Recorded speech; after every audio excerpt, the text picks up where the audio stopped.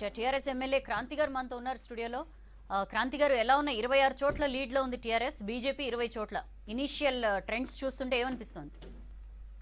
ఏమంటే నాకున్న సమాచారం అయితే 42 డివిజన్లో టీఆర్ఎస్, 20 డివిజన్లు ఎంఐఎం ఉంది, బీజేపీ 4లో ఉంది. ఇప్పటి వరకు నాకున్న సమాచారం. మన దగ్గర అయితే టీఆర్ఎస్ 26, బీజేపీ 20 అన్నారు. సరే, ఏదైనా సరే లాస్ట్ వచ్చేసరికి గెలుపు మనం చూస్తాం కదా. ఓవరాల్గా చూస్తే తప్పకుండా ఏదైతే లాస్ట్ టైం ఉండో టీఆర్ఎస్కి 99 ఉండదో దాన్ని 100% క్రాస్ అవుతుంది.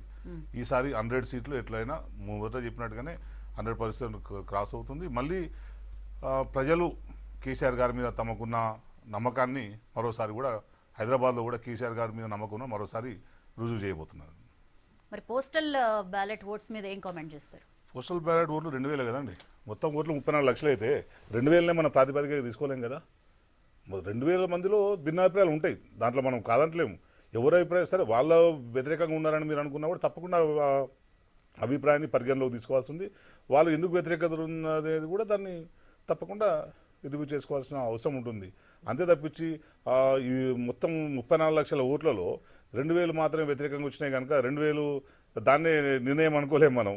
సో నిర్ణయం కాకపోయినా ఒక సంకేతంగా అయితే చూడొచ్చా కదా క్రాంతి గారు? అంటే ఎందుకంటే ఎడ్యుకేటెడ్ గానీ ఎంప్లాయీస్ గానీ ఇలాంటి ఒక ఇంపార్టెంట్ సెక్షన్ కదా పోస్టల్ బ్యాలెట్స్ లో. పోస్టల్ బ్యాలెట్ లో నాట్ ఓన్లీ ఎంప్లాయీస్ అండి, ఇప్పుడు కరోనా బారిన పడ్డ ఎవరైతే ఉన్నారో వాళ్ళు కూడా పోస్టల్ బ్యాలెట్ ఈసారి ఉపయోగించుకున్నారు.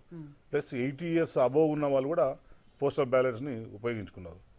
సో దాంట్లో తప్పకుండా వాళ్ళు ఎవరైనా సరే కానీ వాళ్ళ వ్యతిరేకత ఉండొచ్చు. ఇప్పుడు 34 లక్షల ఓట్లు పోలైనాయి. 34 లక్షలు ఎవరికి వచ్చినా కూడా 20 లక్షలు వస్తే మిగతా అందరూ వ్యతిరేకమని కాదు కదా.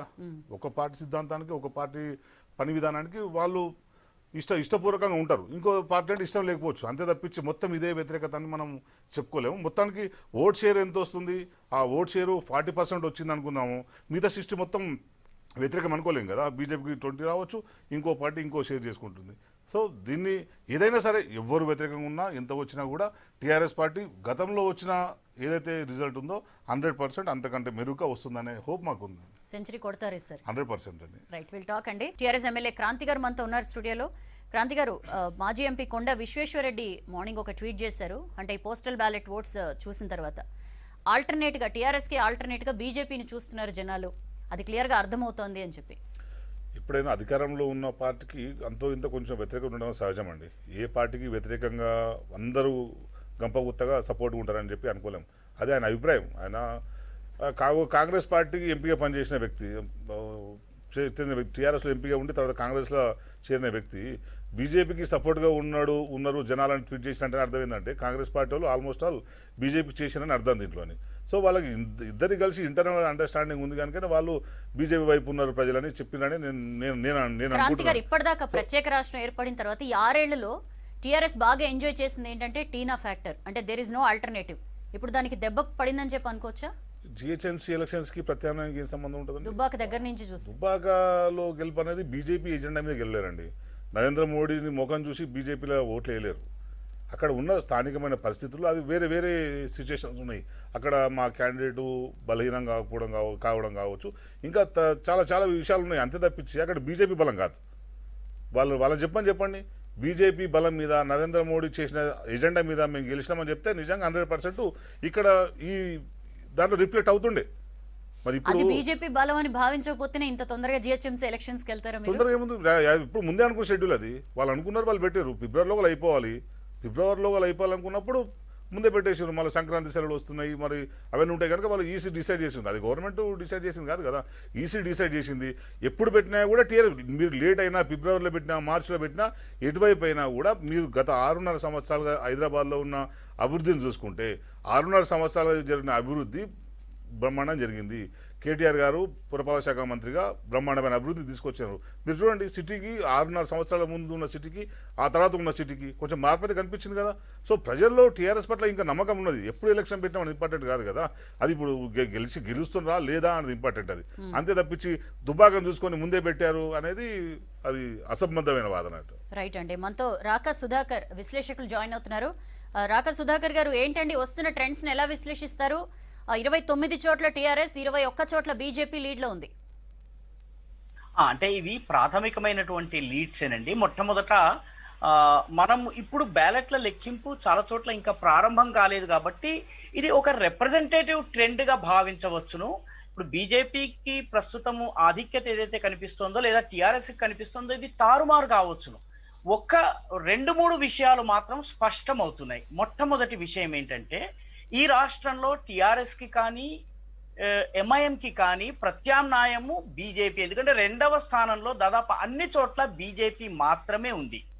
ఇది మొట్టమొదట అంటే అన్ని చోట్ల 2వ స్థానం బీజేపీ ఉండడం అనేది మొట్టమొదటి టేక్అవే. ఇప్పుడున్నటువంటి ట్రెండ్స్ని కనుక చూసినట్లయితే. రెండవది, ఎక్కడ కూడా మార్జిన్స్ పెద్దగా లేవు. గెలుస్తున్నటువంటి ప్రస్తుతం ఆధిక్యంలో కనిపిస్తున్నటువంటి టీఆర్ఎస్ ఆధిక్యత కూడా చాలా తక్కువగా ఉంది.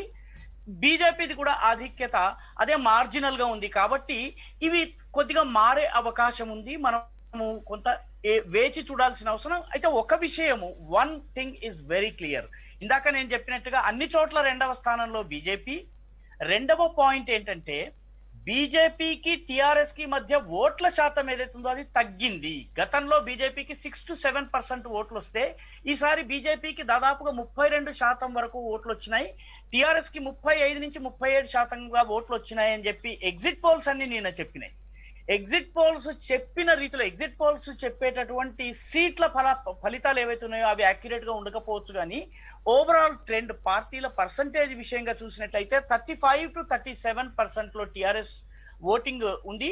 బీజేపీకి 32% ఉంది. విచ్ మీన్స్ బీజేపీ రాష్ట్రంలో ఒక బలమైన శక్తిగా టీఆర్ఎస్ కు ప్రత్యామ్నాయంగా ఎదుగుతోందన్నటువంటి విషయము స్పష్టమవుతోంది. కొద్దిగా కాంగ్రెస్ ఓట్లు, కొద్దిగా తెలుగుదేశానికి సంబంధించిన కొన్ని ఓట్లు కూడా బీజేపీ తీసుకోగలిగింది. తన ఓట్లను అంటే మున్సిపాలిటీలు మీరు గనక సౌజన్య గారు గమనించినట్లయితే February 2020లో municipal councils and corporations elections జరిగినప్పుడు కౌన్సిల్స్ లో బీజేపీకి 12 చిల్లర ఓట్లు వస్తే కార్పొరేషన్స్ లో బీజేపీకి 25.4% ఓట్లు వచ్చినాయి. టిఆర్ఎస్ కి 36% ఓట్లు వచ్చినాయి. అంటే దీని అర్థం ఏంటంటే the margin in corporations between TRS and the BJP is only 10%.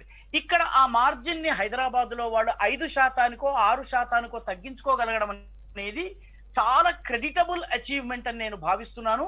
సీట్ల విషయంలో ప్రస్తుతం నేను మాట్లాడను, ఎందుకంటే చిట్ట చివరి వరకు కూడాను ఈ ఊగిసలాట కొనసాగుతుంది. కాబట్టి నంబర్ ఆఫ్ సీట్స్ కన్నా కూడాను నాకు ఈ 2 ట్రెండ్స్, అన్ని చోట్ల బీజేపీ 2వ స్థానంలో ఉండడము, రెండవది బీజేపీకి టిఆర్ఎస్ కి మధ్య ఓటింగ్ పర్సంటేజ్ తేడా తక్కువగా ఉండడం, ఈ 2 చాలా కీ టేక్అవేస్. ఇప్పటి వరకు వస్తున్నటువంటి 40-50 ట్రెండ్స్ ఏవైతే మనకు కనిపిస్తున్నాయో వాటిలో మనకు కనిపిస్తున్నటువంటిది ఈ 2 అని నా అభిప్రాయం అండి.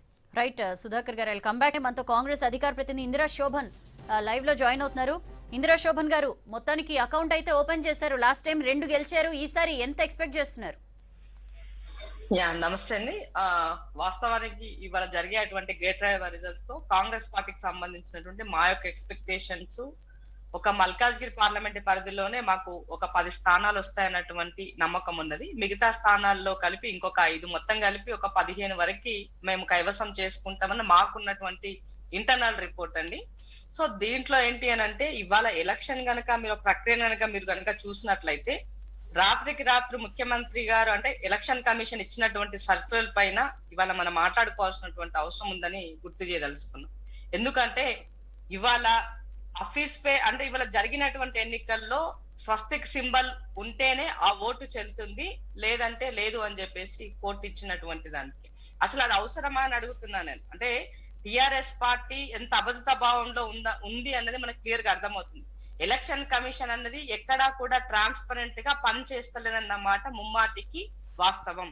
ఎలక్షన్ నోటిఫికేషన్ షెడ్యూల్ ఇచ్చిన రోజే నోటిఫికేషన్ ఇచ్చినప్పటి నుంచి మొదలు పెట్టుకుంటే ఇవాళ సర్కులర్ వచ్చినంత వరకు కూడా టిఆర్ఎస్ కి ఎలక్షన్ కమిషన్ తొత్తుగా పనిచేస్తుందని మనకు చాలా క్లియర్ గా కనబడుతుంది. కోట్ల రూపాయలు డబ్బు పంచుతున్న ఎలక్షన్ కమిషన్ ఎక్కడ కూడా పట్టించుకోలే, వాటి గురించి ఎవరిని కూడా బాధ్యులని చేయలే. ఇది దురదృష్టకరం. అంటే అటు బీజేపీ అయినా ఇటు టిఆర్ఎస్ అయినా ఎవరు వాళ్ళు చేసినటువంటి వాటిపైన ఎక్కడా కూడా ఎలక్షన్ కమిషన్ మినిమం కూడా కట్టడి చేయలేదు. ఎలక్షన్ కమిషన్ ఇక్కడ ఫెయిల్ అయినట్టుగా మనం చెప్పుకోవాల్సినటువంటి అవసరం ఉంది. ఇవాళ ఆ గంట వ్యవధిలో అంటే ఎలక్షన్ జరిగిన తర్వాత ఫర్ ఎగ్జాంపుల్ మనం ఒక సికింద్రాబాద్ ఏరియానో ఒక చార్మినార్ ఏరియానో లేదంటే షేర్లింగంపల్లి ఏరియానో పటాన్చెరులో మనం తీసుకున్నట్లయితే లాస్ట్ 5 గంటల వరకు పోలింగ్ జరిగినటువంటి ఓటింగ్ పర్సంటేజ్, ఆ తర్వాత ఆ గంట వ్యవధి ఒక గంట వ్యవధిలో అంటే 6 గంటలకు జరిగినటువంటి పోలింగ్ కనుక మనం కంపేర్ చేసుకున్నట్లయితే మినిమం 12 to 18% డిఫరెన్స్ ఉంది. అంటే ఒక సికింద్రాబాద్ ఏరియాలోనే పోలింగ్ కి లాస్ట్ గంటలో జరిగింది 18% పోలింగ్ జరిగినట్టుగా చెప్పారు. దానికి సంబంధించి కాంగ్రెస్ పార్టీ నిన్న ఎలక్షన్ కమిషన్ కూడా కలిసి ఆ గంట వ్యవధిలో జరిగినటువంటి దానికి అంత మంది ఓటర్లు క్యూలో ఉన్నట్టు కూడా ఎక్కడ మనకు విజువల్స్ కూడా కనిపించలేదు. కాబట్టి అది అసలు దాన్ని ఓటింగ్ గా కన్సిడర్ చేయాల్సిన అవసరం లేదు. ఆ గంటలో చూపించినటువంటి ఆ పోలింగ్ ని మీరు అకౌంట్ లోకి తీసుకోవద్దు, కౌంట్ చేయొద్దని కూడా చెప్పడం నిన్న జరిగింది. కానీ ఎలక్షన్ కమిషన్ దాని పట్ల ఎక్కడా కూడా ఒక స్పందన కూడా రాలే. అంటే ఇక్కడ జరిగినటువంటి దాంట్లో ఎలక్షన్ కమిషన్ తన పని తను చెయ్యాలి. పార్టీలు ఎవరు గెలుస్తారు ఓడుతారు అన్నది సెకండరీ. అంటే ఒక పార్టీ రావచ్చు, ఇంకొక పార్టీ పోవచ్చు, బట్ కానీ నా ఓటు ప్రామాణికం. ప్రభుత్వాలు ఉండాలన్నా పోవాలన్నా నా ఓటే ప్రామాణికం. నీ అభివృద్ధికి ఓటు వేయాలన్నా నా ఓటే ప్రామాణికం. అంటే ఇవాళ రాజ్యాంగబద్ధంగా అంబేద్కర్ ఇచ్చినటువంటి ఓటుకు కూడా గౌరవం లేకుండా అగౌరవపరిచేటువంటి పనిలో ఇవాళ అధికార పార్టీ ఉన్నది. ఇది సిగ్గు చేయటం అని అంటున్నాను. అంటే ఓటు వేసిన 18% పెరిగింది అని అంటే అది ఒప్పుకుందామా? ఇందాక నేను కొన్ని దగ్గరలో చూసిన బూత్ లో ఆ రోజు లాస్ట్ నిమిషం వరకు బూత్ ఏజెంట్ కి కౌంటింగ్ లో ఇన్ని ఓట్లు ఈ బూత్ లో పోల్ అయినాయని చెప్పినటువంటి సంఖ్యకి ఇవాళ ఆ బ్యాలెట్ ఓపెన్ చేస్తే అందులో ఉన్నటువంటి సంఖ్యకి అసలు ఎక్కడా కూడా కంపారిజనే లేదు. మాట్లాడాలి. రాకా సుధాకర్ గారు చెప్పిన అబ్జర్వేషన్ ఒకటి, సెకండ్ ప్లేస్ లో బీజేపీ ఉండడం, లేకపోతే ఎక్కడైతే పర్సంటేజ్ చూస్తే హోరాహోరీగా ఉండడం అదొకటి. ఈసీ గురించి ఈసారి ఎలక్షన్స్ ఎప్పుడూ లేనంత కాంట్రవర్షియల్ గా జరగడం మీద ఇందిరా శోభన్ గారు కూడా కొన్ని ఇష్యూస్ రైజ్ చేశారు. సెకండ్ ప్లేస్లో మొదట సుధాకర్ చెప్పిందండి, సెకండ్ ప్లేస్లో బీజేపీ ఉండడం అనేది కాంగ్రెస్ పార్టీ వాళ్ళ పార్టీ వాళ్ళు పొందబెట్టుకున్నారు కనుక సహజంగానే బీజేపీ లేచింది. కాంగ్రెస్ పార్టీకి గెలవాలనే తాపత్రయం కంటే కేసీఆర్ గారు టీఆర్ఎస్ ఓడిపోవాలనే తాపత్రయం ఎక్కువ ఉంది. వాళ్ళ పార్టీని గెలిపించుకోవడం వాళ్ళ ఎజెండా కాదు. టీఆర్ఎస్ను కేసీఆర్ను ఓడగొట్టాలని అనే దానిలో వాళ్ళు అండర్ కరెంట్లో ఇంటర్నల్గా బీజేపీతో అండర్స్టాండింగ్ నడుస్తుంది. అది బీజేపీ కలిసి ఉన్నారని ఎప్పుడు కాంగ్రెస్ అనే మాట అర్థమవుతుంది కదా, ఎలక్షన్ రిజల్ట్స్ అర్థమవుతుంది కదా. నీకు Nizamabad MP result, Karimnagar MP results, Dubbaka results. ఇప్పుడు చూడండి మీరు మల్కాజ్గిరిలో ఎవరైతే కాంగ్రెస్ ఎంపీ సిట్టింగ్ ఉన్నారో అక్కడ బీజేపీ మీరు చూడండి, ఇప్పుడు చూడండి బీజేపీ గెలుస్తాం అంటున్నారు. అది చెప్తున్నాను, బీజేపీ కాంగ్రెస్ లీడ్లో ఉన్నాయి వాళ్ళ అండర్స్టాండింగ్. ఎందుకుంటాయంటే వాళ్ళిద్దరు కలిసి పనిచేయడం. నువ్వు సదాగా నేను గెలవాలని ఉండడం వేరు, ఎదుటోడు ఓడిపోవాలని ఉండడం వేరు. వీళ్ళకు ఆ స్పిరిట్ లేదు, మా పార్టీ నిలబెట్టుకోవాలి, మా పార్టీ గెలవాలనేది కాంగ్రెస్ పార్టీకి లేదు. సో ఎటుపోయి కేసీఆర్ను దెబ్బకొట్టాలనేది తప్పించి వాళ్ళకి ఏం లేదు. సో వాళ్ళ పార్టీ స్వయంగా చేసుకున్న పరిస్థితి కనుక బీజేపీ ఆటోమేటిక్గా ఎటు గెలుస్తుంది. బీజేపీకి వ్యతిరేకంగా మేము ఉండి కొట్లాడుతున్నాం. కేసీఆర్ను చూసి భయపడి చివరికి ప్రధానమంత్రి కూడా వచ్చిండు ఇక్కడికి. ప్రపంచంలో ఉన్న లీడర్ తప్పించి ట్రంప్ తప్పించి దాదాపు అందరూ వచ్చిండు. ప్రధానమంత్రి వచ్చిండు, అమిత్ షా వచ్చిండు, యూపీ చీఫ్ మినిస్టర్ వచ్చిండు, మహారాష్ట్ర మాజీ సీఎం వచ్చిండు, అందరూ వచ్చి ఇక్కడ ప్రచారం చేసారు. ఇక్కడ ప్రచారం చేసిన తర్వాత కూడా ఈ పరిస్థితి ఏ పార్టీకి ఉండే ప్లాన్స్ ఆ పార్టీకి ఉంటాయి. అదే జిహెచ్ఎంసీ ఎలక్షన్స్ ఇవి, ఒక స్థానిక సంస్థల ఎలక్షన్స్ ఇవి, నాట్ అసెంబ్లీ ఎలక్షన్ కాదు, పార్లమెంట్ ఎలక్షన్స్ కాదు. ఒక్కొక్క మంత్రికి ఒక్కొక్క డివిజన్ బాధ్యతలు అప్పగించింది టిఆర్ఎస్. అవునండి, ఇక్కడ ఉన్న వాళ్ళు పని చేసుకుంటారు, తప్పేముంది దాంట్లో. ఇక్కడ ఉన్న వాళ్ళు 150 మంత్రులు లేరు, తప్పది వాళ్ళు చేస్తున్న ప్రచారం. అదే చెప్తున్నారు కదా, ఏది ఎజెండాలో లేని దాన్ని వాస్తవంలో లేని దాన్ని తీసుకొచ్చి చర్చ పెట్టడమే దాంట్లో కాంగ్రెస్ పార్టీ వాళ్ళు ఉంటుంది. ఉన్నరే 18 మంది మంత్రులు, 150 డివిజన్లు, ఎట్లా ఉంటారండి ఒకదానికి? ఒక డివిజన్కు ఒక ఎమ్మెల్యే ఉంటారు, ఇంకో మాజీ ఎమ్మెల్యే ఉంటారు. మా దగ్గర ఉండదు. మా రామచంద్రపురం దానికి కానీ మీరు దానికి కానీ మేము ఇన్ఛార్జ్ ఉన్నాం, ఇంకో రామచంద్రపురంకు వేరే ఉన్నారు, పట్టణచెరుకు వేరే వాళ్ళు ఉన్నారు. ఇట్లా ఎవరి పని వాళ్ళు చేసుకోరు, వాళ్ళు ఉన్నారు కదా. మరి దుబ్బాక కూడా మాజీ ఉప ముఖ్యమంత్రులు వచ్చారు. ఒక ఊరికి, నేను మండలి కూడా చెప్పట్లే, ఒక ఊరికి మాజీ ఉప ముఖ్యమంత్రి ఇన్ఛార్జ్ ఉన్నాడు. మరి అంటే మీరు పెట్టుకోవచ్చు, మేము పెట్టుకోవద్దా ఇన్ఛార్జ్ని? అంటే మా పార్టీ ఎట్లా గెలవాలనో మేము చూసుకుంటాం, అది మేమేం చూసుకునేవారం. అంతే తప్పించి ఏమైనా అధికారం దుర్వినియోగం అయితే మీరు ఈసీ కంప్లైంట్ చేయండి, ఇంకేమంటే వేరే చేయండి. అంతే తప్పించి అధికార దుర్వినియోగం చేస్తున్నారని చెప్పి ఈసీఏ మీ చెప్పు చేతుల్లో పనిచేస్తుంది, ఇంకేం మాట్లాడతాం ఎన్నికల ప్రక్రియ గురించి అనేది వాళ్ళ అబ్జెక్షన్. అంటే ఇన్ని రోజులు ఈసీ వాళ్ళ చెప్పు చేతుల్లో ఉన్నదని వాళ్ళు ఒప్పుకుంటే దాని గురించి మనం చర్చ చేద్దాం. కాంగ్రెస్ పార్టీ ఇన్ని సంవత్సరాలు అధికారంలో ఉన్నది కదా, ఇన్ని సంవత్సరాలు ఈసీ కాంగ్రెస్ పార్టీ చెప్పు చేతుల్లో ఉన్నది అని వాళ్ళు కనుక ఒప్పుకుంటే దాని గురించి మనం చర్చ చేయొచ్చు. అది చర్చనీయాంశం కాదు, ఇప్పుడు కోర్టులో నడుస్తుంది. అది దాని కోర్టులో ఉన్న దాని గురించి మనం కూడా మాట్లాడడం భావ్యం కాదు. ఈసీ ఏ పరిస్థితిలో నిర్ణయం తీసుకుంది, ఎటువంటి నిర్ణయం తీసుకుంది అనేది కోర్టు డిసైడ్ చేస్తుంది. కోర్టు ఇన్వాల్వ్ అవుతుందా లేదా అనేది వాళ్ళు డిసైడ్ చేస్తారు. ఈసీని మేము నిర్దేశించాలం, ఈసీని మేము డిటెక్ట్ చేయలేము. కానీ ఏంటంటే వాళ్ళ చేతకంతనాన్ని, ఏది కాంగ్రెస్ పార్టీ కానీ బీజేపీ కానీ వాళ్ళ చేతకంతనాన్ని ప్రభుత్వం మీద రుద్దడం అనేది పొలిటికల్ ఎజెండా. అంటే పొలిటికల్గా చేసే విమర్శలు తప్పించి ఏదో దానికి ఒక బేస్ ఉండి చేసింది కాదు. ఇప్పుడు ఒక బూత్లో ఏదో చూసినాను నేను, 24 ఓట్లు ఎక్కువ వచ్చినాయి అనేది. పోలింగ్ అయిన ఓట్ల కంటే కూడా 24 ఓట్లు ఎక్కువ వచ్చినాయి. దాని వాళ్ళు మళ్ళీ కేసీఆర్ అంటారు అక్కడ. అంటే నువ్వు ఎందుకు జరిగింది ఏంది అనేది ఈసీ ఎంక్వైరీ చేయాలి తప్పించి ఇవన్నిటి కేసీఆర్ వాళ్ళ ఇంట్లో ఏం జరిగినా కూడా ఎక్కడేం జరిగినా కూడా అన్నిటికీ కేసీఆర్ కారణం అని చెప్పి అంటారు. కనుకనే వాళ్ళ పరిస్థితి అట్లా ఉన్నది. ప్రమాదకరమైన బీజేపీ పార్టీని కాంగ్రెస్ పార్టీ పెంచి పోషిస్తుంది. అందుకని సెకండ్ ప్లేస్ కు బీజేపీ పార్టీ సెకండ్ ప్లేస్ లో రావడానికి 100% కాంగ్రెస్ పార్టీ కారణం. మేము బీజేపీ దాని గురించి కూడా మాట్లాడదాం. ఏదో అబ్జెక్షన్ ఉంది మీరు చెప్పిన దాని మీద. సమాచారం ఉందో లేదో కానీ భరత్ అదే పటంచెరు డివిజన్ లో స్టార్ట్ కాలేదని చెప్పి మీరు అన్నారు. పటంచెరు డివిజన్ లో 111లో టీఆర్ఎస్ 6,600 మెజార్టీలో ఉన్నది.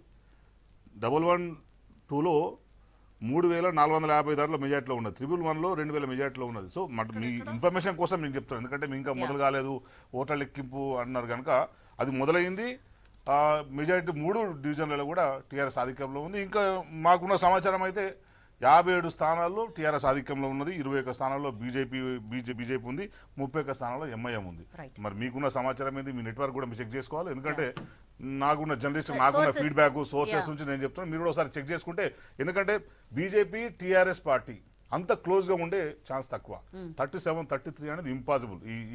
ఇది చూస్తుంటే ఎక్కడెక్కడ ఉందంటే బీజేపీ గతంలో ఎక్కడైతే ఎమ్మెల్యేలు ఉన్నారో, గతంలో బద్దంపాల్ రెడ్డి కానీ, ఇంద్రసేన రెడ్డి గారు కానీ, అట్లాగే కార్వాన్ కానీ, ఇంకా మిగతా ప్రాంతాల్లో ఎక్కడైతే బీజేపీ ఎమ్మెల్యేలు ఉన్నారో అక్కడ వాళ్ళకు ఒక గ్రిప్ ఉంది. నీకు వాళ్ళకి సంబంధించిన సంఘ పరివార్ కావచ్చు, మిగతా కార్యకర్తలు ఆర్ఎస్ఎస్ వాళ్ళు కావచ్చు, ఆ గ్రిప్ ఉంది కనుక అక్కడ కొంచెం లీడ్లో ఉన్నారు తప్పించి మిగతా రెస్ట్ ఆఫ్ ది ఏరియా అంతా టీఆర్ఎస్ 100% లీడ్లో ఉంది అనేది మాకున్న సమాచారం. రైట్ అండి, దాని గురించి కూడా మాట్లాడదాం. This is the real picture. Morning నుంచి మనం చూస్తున్నాం రకరకాల ఛానల్స్ లో, రకరకాల సోషల్ మీడియా ప్లాట్ఫామ్స్ లో ఈ పార్టీకి అన్ని లీడ్స్, ఈ పార్టీ ఈ డివిజన్ లో ఈ పార్టీ లీడ్ లో ఉందని చెప్పి నానా హంగామా చూసాం.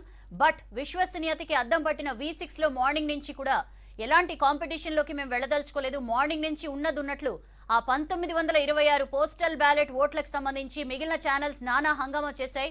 బట్ ఇప్పుడు వస్తున్నవి ఒరిజినల్ రిజల్ట్స్. ఇవి ఓటర్లు వేసిన ఓట్లకి సంబంధించి లెక్కింపు తాలూకు రిజల్ట్స్ మనం ఇప్పుడు చూస్తున్నాం.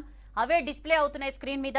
టీఆర్ఎస్ 37 చోట్ల, బీజేపీ 33 చోట్ల, కాంగ్రెస్ 3 చోట్ల, ఎంఐఎం 13 చోట్ల లీడ్లో ఉన్నాయి. కొన్ని డిక్లేర్ కూడా చేశారు. మెహదీపట్నంలో ఎంఐఎం గెలుపొందింది మెహదీపట్నం వార్డ్ని. యూసుఫ్గూడలో టీఆర్ఎస్ అభ్యర్థి రాజ్ కుమార్ పటేల్ యూసుఫ్గూడ డివిజన్లో గెలుపొందారు. ఇవి ఇప్పటిదాకా డిక్లేర్ చేశారు. ఏఎస్ రావు నగర్ కూడా కాంగ్రెస్ అని చెప్పి ఇన్ఫర్మేషన్ ఉంది. దానికి సంబంధించి ఇంకా డిక్లరేషన్ రావాల్సి ఉంది. ఇట్లా ఇంకొక 2-3 డివిజన్స్ కి సంబంధించి కూడా అనౌన్స్మెంట్ అనేది ఇంకా బాకీ ఉంది. సో దీని గురించి మనం చర్చించుకుందాం. ఒకసారి విశ్లేషకులు రాక సుధాకర్ గారితో మాట్లాడదాం. సుధాకర్ గారు ఒక ఇంపార్టెంట్ పాయింట్ అన్నారు క్రాంతి గారు, దాని మీద మీ విశ్లేషణ కావాలి. కాంగ్రెస్ ని పెంచి పోషిస్తోంది బీజేపీయే. సార్ మ్యూట్ లో ఉంది సార్, ఒకసారి అన్మ్యూట్ చేయండి. అది మీరు అడిగినటువంటి ప్రశ్నకి జవాబు బీజేపీ వాళ్ళు చెప్పాలి. ఎందుకంటే నేను బీజేపీ కార్యకర్తను కాదు సార్. మీ అబ్జర్వేషన్ సార్, ఒక విశ్లేషకులుగా మీ అబ్జర్వేషన్. నాకు ఆ రకంగా కనిపించలేదు. నేను ఉదాహరణకి నేను ఏఎస్ రావు నగర్ ఏరియాలో ఉండేటటువంటి వ్యక్తిని. ఆ ఏరియాలో క్లియర్ కట్ గా బీజేపీ కన్నా కూడా కాంగ్రెస్ పొజిషన్ బాగుంది. కాబట్టి కాంగ్రెస్ పార్టీ ఆ రకంగా నాకైతే కనిపించలేదు. కాంగ్రెస్ పార్టీ ఓట్లు జారిపోతున్నాయి. ఎందుకంటే కాంగ్రెస్ ను ప్రజలు ఆల్టర్నేటివ్ గా చూడటం లేదు కాబట్టి బీజేపీ మాత్రమే టిఆర్ఎస్ తో తలపడేటటువంటి సామర్థ్యం ఉన్న పార్టీ అన్నటువంటి నమ్మకం ప్రజల్లో కలుగుతోంది కాబట్టి ఓట్లు షిఫ్ట్ అవుతున్నాయి. ఇప్పుడు మీకు ఒక తమాషా ఉదాహరణ చెప్తాను. మీకు సీమాంధ్రులు నివసించే అన్ని ప్రాంతాల్లోనూ టిఆర్ఎస్ ఆధిక్యంలో ఉంది.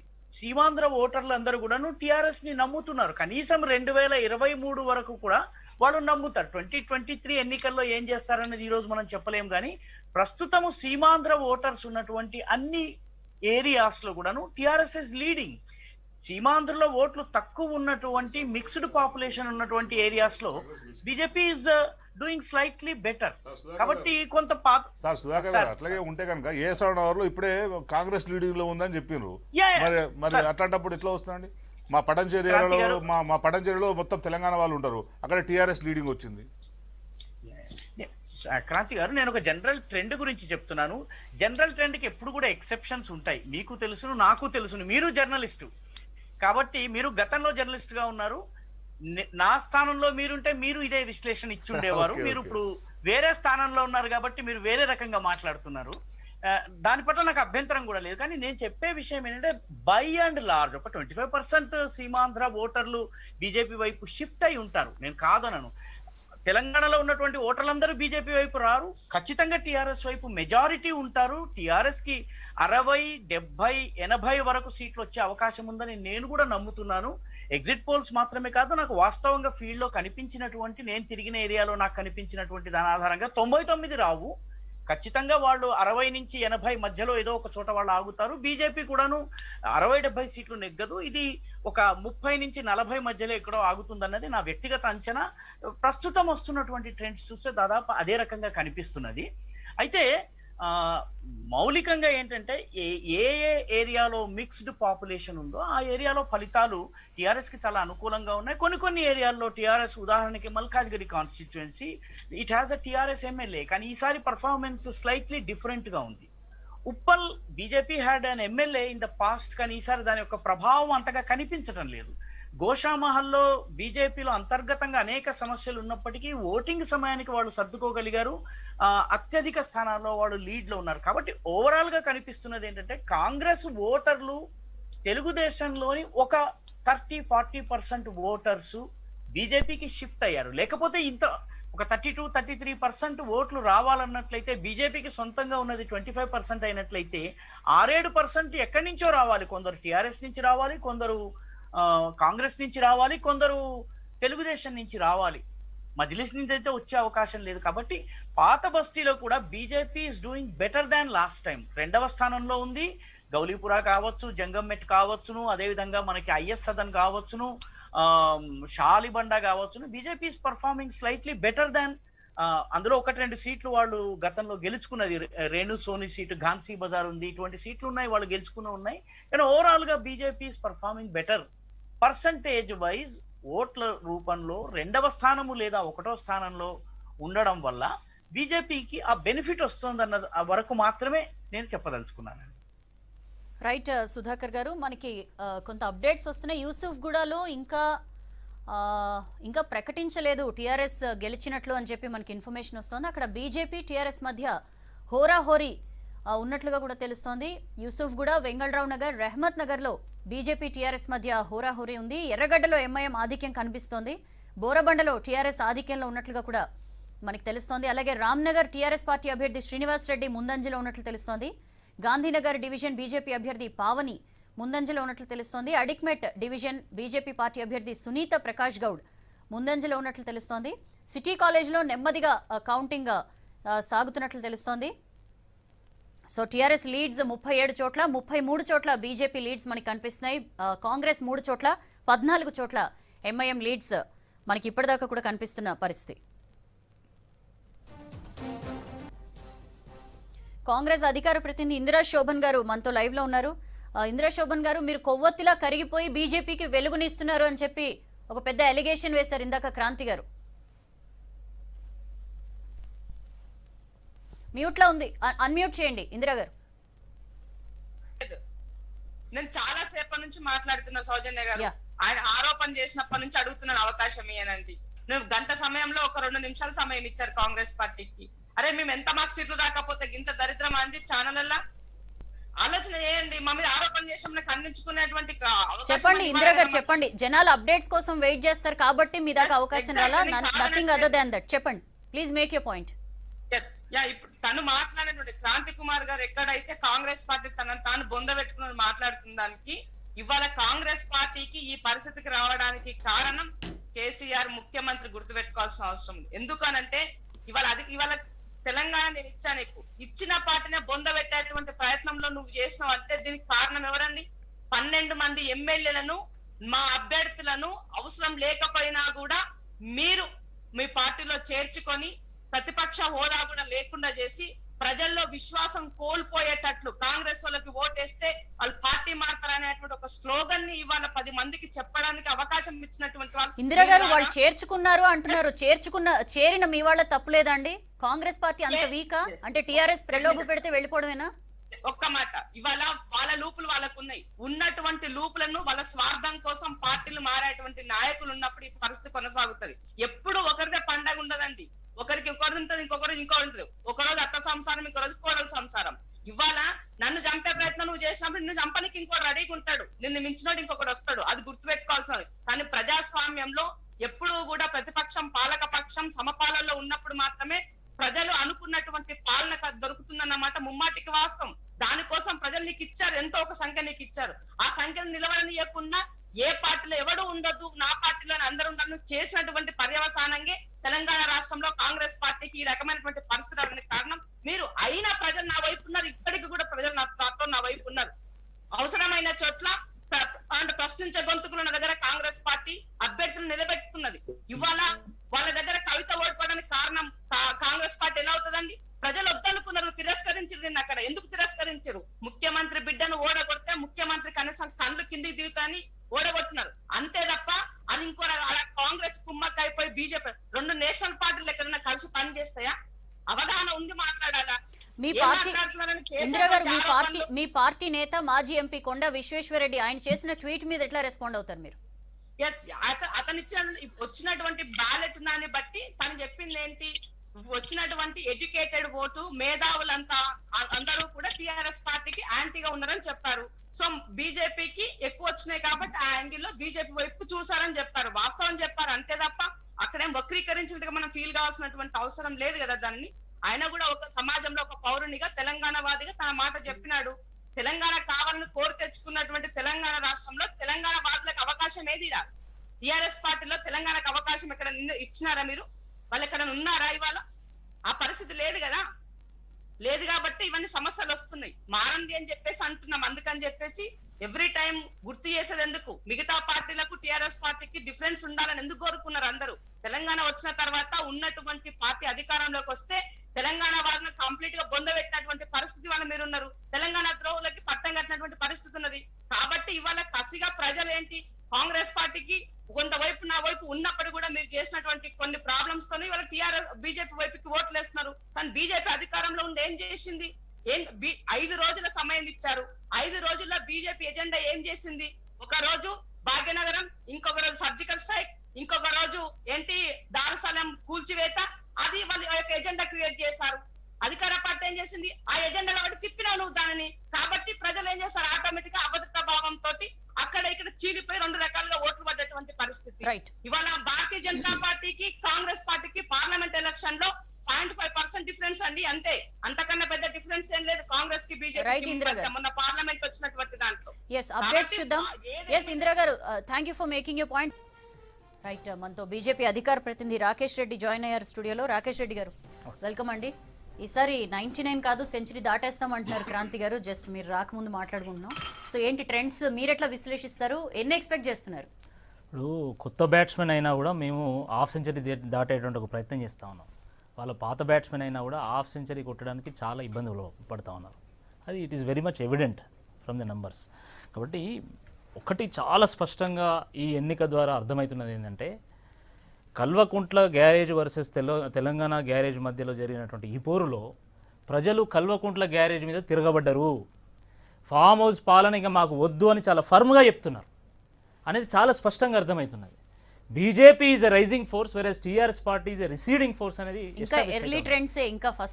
అయినా కావచ్చు. నేనేమంటున్నా, ఇప్పుడు సీట్లలో మాకంటే కొన్ని సీట్లు ఎక్కువ రావచ్చు, వాళ్ళకి ఓట్ పర్సెంటేజ్ కూడా 2-3% వాళ్ళకి ఎక్కువ రావచ్చు.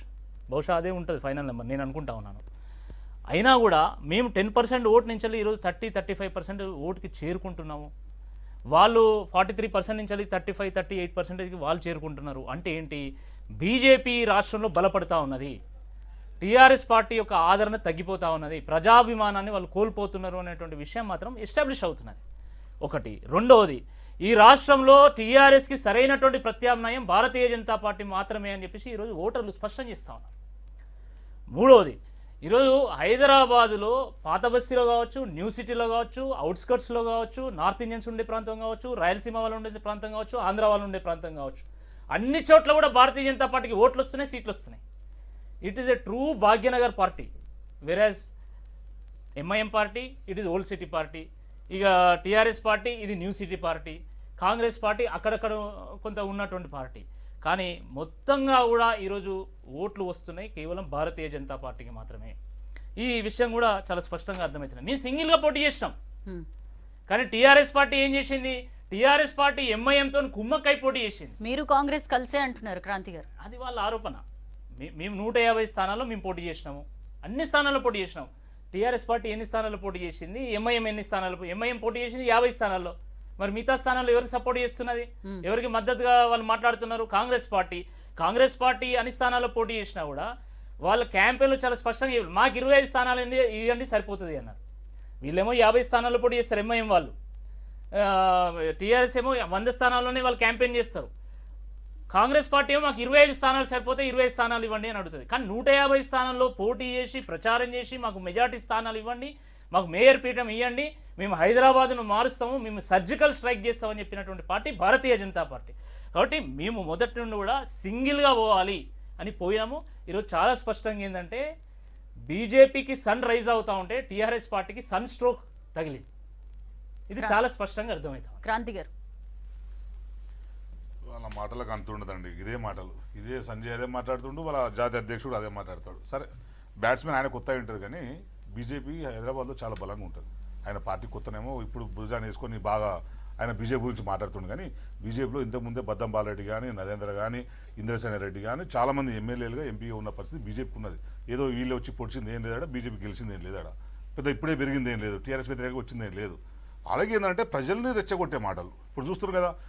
మీ డిస్కషన్ మీద నడుస్తుంది, ఫామ్ హౌస్ పాలన, ఆ పాలన, ఇంకేదో పాలన, ఏదో కొత్త కొత్త. క్రాంతి గారు మీరు కూడా అప్పీల్ చేశారు కదా జనాలకి, మీకు సేఫ్ హైదరాబాద్ కావాలా, గొడవలు జరిగే హైదరాబాద్ కావాలా? మేము సేఫ్ హైదరాబాద్ కావాలన్నాం. సర్జికల్ స్ట్రైక్ హైదరాబాద్ మాకు అక్కర్లేదు. సర్జికల్ స్ట్రైక్ దమ్ముంటే పోయి బార్డర్లో పోయి చేసుకోండి. సైనికులు ఇప్పటివరకు భారతదేశ స్వతంత్ర చరిత్రలో ఎప్పుడు చనిపోయినంతగా సైనికులు బీజేపీ పాలన చచ్చిపోతారు. ఎందుకు చచ్చిపోతారు? దాని గురించి మీరు మాట్లాడండి. అక్కడ దమ్ము లేదు బార్డర్లో కొట్టాడడానికి. ఈడికి వచ్చి నేను సర్జికల్ సైకిల్ చేస్తాను, ఇక్కడ వచ్చిన వాళ్ళ మీద సైకిల్ చేస్తాను, ఏదైనా బహిరంగ సభలో ఆ మత పొడున్నాడా, ఈ మత పొడున్నాడా అని అంటే నువ్వు ప్రజలు రెచ్చగొట్టడం కదా. ఆ ఎజెండా మీద నువ్వు ఓటు సంపాదించే ప్రయత్నం చేసినావు. నాట్ కేసీఆర్ మీద వ్యతిరేకత కాదు, ఇంకోటి కాదు. ప్రజల్ని విడదీసి ఇద్దరి మధ్య ఒక అడ్డుగోడ కట్టే ప్రయత్నం మీరు చేసి ఓటు సంపాదించే ప్రయత్నం చేస్తారు. అంతే తప్పించి మీరు ఎప్పుడైనా ఏజెండా ఏం చెప్పిరా? హైదరాబాద్లో మేము ఏం చేయబోతున్నామో చెప్పిరా? చెప్పండి, దమ్ముంటే మీరు చెప్పండి. హైదరాబాద్లో మేము ఇది చేయబోతున్నామని చెప్పిరా? మీరు వరద సహాయం ఇంత ఇస్తామని చెప్పిర్రా? మేము కరోనాకు సంబంధించిన ఇంత సాయం చేస్తామని చెప్పి బీజేపీలు చెప్పిర్రా? చెప్పలేరు కదా. హైదరాబాద్లో ఇంకా డెవలప్మెంట్ కోసం కానీ, ఇంకా ఇక్కడ ఉపాధి పథకం ఉపాధి పెరగడానికి కానీ ఐటీఐఆర్ ఇవ్వలేదు, క్యాన్సిల్ చేసుకున్నారు, మళ్ళీ దాన్ని ఇస్తామని చెప్పి మీరు చెప్పిర్రా? మీరు ఆ ఎజెండా గురించి మాట్లాడకుండా, అట్లాంటి ఎజెండా గురించి మాట్లాడకుండా ప్రజల మధ్య వైషమ్యాలు పెంచే ప్రతిసారి అడుగుతూనే ఉన్నారు. ప్రతిసారి లెటర్ రాస్తూనే ఉన్నారు. మా వినోద్ కుమార్ గారు కూడా 2 నెలల కింద రాశారు. చేయాల్సినంత పోరాటం చేసింది, అడుగుతూనే ఉన్నారు. అడుగుతున్నారు. సెంట్రల్ పోయి కలుస్తున్నారు, పీఎం కలిసిరు, చాలా మంది మంత్రులు కలిసిరు. అది వాళ్ళు ఇచ్చే ఉద్దేశం లేదు. ఏంటంటే ఇక్కడ వాళ్ళకు కావాల్సింది ఓన్లీ ఓట్లు. ఇట్లాంటి సెంటిమెంట్ మీద పెట్టి ఓట్లు తీసుకోవాలి. నేను అది చెప్తున్నాను బీజేపీకి. ఊకే ఫామ్ హౌస్ ముఖ్యమంత్రి మేము అంటాం. మీ ప్రధానమంత్రి ఎన్నిసార్లు రివ్యూలు పెట్టారు అధికారులతో? చెప్పండి దమ్ముంటే. మీరు ఎక్కడ ఉంటారు? రాత్రి క్లబ్లో ఉంటాడు మీ ప్రధానమంత్రి. మా సార్ వ్యవసాయం చేసుకుంటా అనుకుందాం, మీ ప్రధానమంత్రి క్లబ్లలో ఉంటాడు, ఎవడి కనపడ్డు, ఫోటోషూట్లో ఉంటాడు అంటే నేను అనొచ్చా? అంటే నేను ఒక గౌరవపద వ్యక్తి గురించి మాట్లాడొచ్చా? మీ నోటికి ఎక్కడ అదుపు ఉండదు, ప్రతిదీ అబద్ధమే, ఏది కూడా కాదు. సీఎం గారు వారంలో 5-6 రోజులు రివ్యూ మీటింగ్లో ఉంటారు. ఆన్ రికార్డ్ చూసుకోండి. మీ కళ్ళు లేవా? మీ ఇంటెలిజెన్స్ రిపోర్ట్ లేదా? అన్నీ ఉన్నా కూడా ఏంటంటే ప్రజల్లో ఒక అబద్ధతను క్రియేట్ చేసి అవాస్తవాలని ప్రచారంలో తీసుకొచ్చి ఏంటంటే వరదలు వచ్చి అంతా అతలకుతలం అయిపోతే ఒక్కసారి కూడా రాలేకపోయారు. అవునండి, కేటీఆర్ గారు మంత్రులు జిల్లాలో ఉన్న హైదరాబాద్లో ఉన్న మంత్రులు అందరూ అర్ధరాత్రులు తిరిగారు. అందరికి పడవలు తీసుకొచ్చి మీకు పైనుంచి తీసుకొచ్చి వాళ్ళని ఆదుకున్నారు. వీళ్ళు ఉన్నారా? వీళ్ళ బండి సంజయ్ వచ్చిండా? వీళ్ళకి కిషన్ రెడ్డి వచ్చిండా? నువ్వు అదిగో దాని గురించి మాట్లాడకుండా నువ్వు తీసుకొచ్చి ముఖ్యమంత్రి రాలేడు, ముఖ్యమంత్రి కూర్చొని రివ్యూ చేస్తున్నారు. ముఖ్యమంత్రి అర్ధరాత్రి కూర్చొని కేటీఆర్ గారిని, తలసాని గారిని, మిగతా మంత్రులు పంపించండు. అది ఆన్ రికార్డు కదా. ముఖ్యమంత్రి రాలేడు అంటే ఇప్పుడు వరదల్లో వచ్చి ముఖ్యమంత్రి చూసినా కూడా అక్కడ సిచ్యువేషన్ తను కూర్చొని మాటలు చేసిండ్రు. ముఖ్యమంత్రి అంటే మరి మీ ఎందుకు రాలే? మీ కిషన్ రెడ్డి ఎందుకు రాలే? ఎప్పుడు వచ్చిండు? టీఆర్ఎస్ డిమాండ్ చేసిన తర్వాత వచ్చిండు. బీజేపీ పట్టించుకుంటలేదని వచ్చిండ్రు. సార్ మీరు అప్పటి చేసిరు, ఇప్పటి వరకు వరద సాయం ఏమని చెప్పిర్రా? ఒక్క పైసా వరద సాయం ఉండేరు. ఏమంటే ఎన్డీఆర్ఎఫ్ నిధులు ఉన్నాయి కదా, ఎన్డీఆర్ఎఫ్ నిధులు అందరికీ ఉంటాయి, వాళ్ళ సమాధానం అదే ఉంటుంది. ఎన్డీఆర్ఎఫ్ నిధులు ప్రతి రాష్ట్రానికి ఉంటాయి. నువ్వు తెలంగాణ హైదరాబాద్కి ఇచ్చి సెపరేట్గా ఇచ్చింది ఏంది? అది నువ్వు మరి మహారాష్ట్రకి ఎన్డీఆర్ఎఫ్ నిధులు ఉంటే ఇచ్చినావు, మిగతా రాష్ట్రాలకు ఎన్డీఆర్ఎఫ్ నిధులు ఉంటే ఇచ్చినావు, కానీ తెలంగాణకు మాత్రం ఇవ్వవు. ఇవన్నీ బక్వాస్ మాటలు, అన్ని అబద్ధాలు, అవన్నీ చేసి ప్రజలను తీసుకొచ్చి చెప్పినా కదా, ఓ ట్రంప్ తప్పించి అందరూ బీజేపీ తరఫున ఇక్కడ ప్రచారం చేసారు. ఇదో జాతీయ స్థాయి ఎన్నికలంటే బిల్డప్ ఇచ్చారు. ప్రధానమంత్రి ఇండైరెక్ట్ గా భారత్ బయోటెక్ తీసుకుపోయి అక్కడ కూడా ఇది చేసే ప్రయత్నం చేసారు. అమిత్ షా ఇక్కడ వచ్చిండు, ప్రజల సెంటిమెంట్ రెచ్చగొట్టే ప్రయత్నం చేసిండ్రు. కానీ ఓన్లీ హైదరాబాద్ కి రాలేదుగా క్రాంతి గారు, ఇంకో 2 చోట్ల కూడా అహ్మదాబాద్, పూణే అవునండి. కూడా షెడ్యూల్ అక్కడ ఫిక్స్ చేసి ఇక్కడ ఫిక్స్ చేసినారు. ఇంకో దగ్గరకు వస్తే బాగుండదు కదా, ప్రజలందరికీ నాకడికి అర్థమైంది కదా. దీనికోసం వచ్చినా అక్కడ కూడా ఫిక్స్ చేసుకున్నారు. ఆయన వచ్చి భారతీయ బయట ఆయన చేసేది లేదు కదా. ఆల్రెడీ కేటీఆర్ గారు రెగ్యులర్ మానిటరింగ్ చేస్తున్నారు, 2 సార్లు సూచించారు, మరి నడుస్తుంది, వ్యాక్సిన్ అవుతుంది. ఈయన పోవడం మూలంగానే వ్యాక్సిన్ లేదు, కొంచెం తక్కువ వేసి ఇంకో ఏదైనా మిక్స్ చేయాలని చెప్పాలి. ఆ ఎఫెక్ట్ వేరుంటుంది, ఇంపాక్ట్ వేరుంటుంది. అవునండి. ఇదే టైం దొరికిందా ఎలక్షన్ టైంలో? ఓ 2 రోజులు లేకపోతే సరిపోతా. ఈయన తయారు చేసేది కాదు కదా, జస్ట్ విజిట్ చేసేది కదా. అంటే ఇదంతా ఎలక్షన్ ఎజెండా. ఎలక్షన్లను ముందు పెట్టుకొని ఎట్టి పరిస్థితుల్లో మేము గెయిన్ చేసుకోవాలి, ఎట్టి పరిస్థితుల్లో హైదరాబాద్లో మేము బాగా వేయాలి అనేది వాళ్ళ ఎజెండా. వాళ్ళు ఇంకా చెప్తున్నారు కదా, మాకు ప్రత్యామ్నాయం. నువ్వు ప్రత్యామ్నాయం కావడం ఎవరు వద్దంటలేము, మేము కూడా వద్దంటలేము. కానీ నువ్వు ప్రజలకు ఏం చేస్తావు చెప్పి నువ్వు ప్రత్యామ్నాయం కావాలి. నువ్వు ఏం చేసినారో ఇప్పటిదాకా చెప్పలేరు. దేశంలోనే మీరు ఏం చేసినారో ఇప్పటిదాకా చెప్పలేరు. ప్రజలకు ఇచ్చిన హామీలు ఏంది ఒక్క గురించి మాట్లాడరు. ఒక్కడే మాట్లాడతారు. ఏమనంటే పాకిస్తాన్ అంటారు, ఏమనంటే చైనా అంటారు. మాట్లాడదాం. ముందు నుంచి కూడా ఎలక్షన్ ప్రచారం స్టార్ట్ అయినప్పటి నుంచి కూడా same arguments, TRS versus BJP. విధానాలు చెప్పట్లా, ఏం చేస్తామో లేదా ఏం చేశామో చెప్పట్లా, మతాన్ని తీసుకొస్తున్నారు, సర్జికల్ స్ట్రైక్స్ అన్నారు, ఇలాంటి ప్రచారాలు చేస్తున్నారు. ఇందాక కూడా క్రాంతి గారు ఒక మాట అన్నారు, అందరూ ప్రధాని సహా అందరూ తరలి వచ్చారు జిహెచ్ఎంసీ ఎలక్షన్స్ లో ప్రచారం కోసం అని చెప్పి. వాళ్ళ పార్టీలో ఓన్లీ కేసీఆర్, కేటీఆర్ వాళ్ళిద్దరు మాత్రమే ఉంటారు. మా పార్టీ అట్లా కాదండి. మా పార్టీలో గల్లీ నుంచి ఢిల్లీ దాకా అందరు లీడర్లు ఉంటారు, అందరు ప్రచారం చేస్తారు. ప్రతి ఎలక్షన్లో కూడా మేము ప్రచారం చేస్తాం.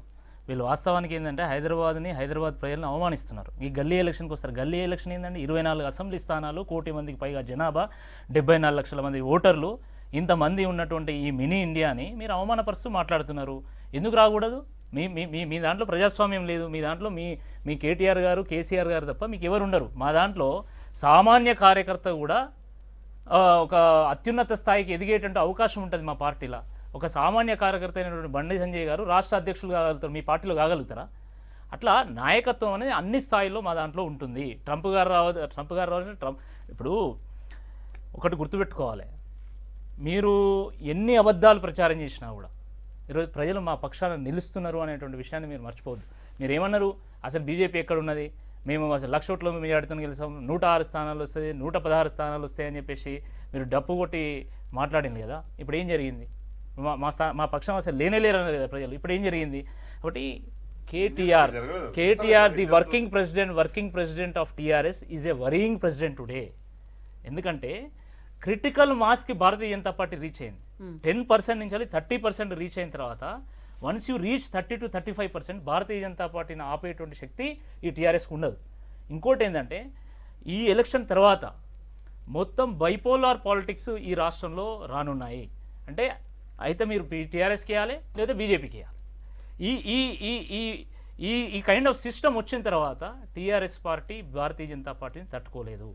దుబ్బాక నుండి ఈ ఫేజ్ వచ్చాము. ఈ ఫేజ్ నుండి నెక్స్ట్ ఫేజ్ బైపోలార్ పాలిటిక్స్ అని మీరు అంటున్నారు, పోలరైజేషన్ పాలిటిక్స్ అని వాళ్ళు. అదే నేను అభివృద్ధి గురించి మాట్లాడదాం, డెఫినెట్గా మాట్లాడాలి.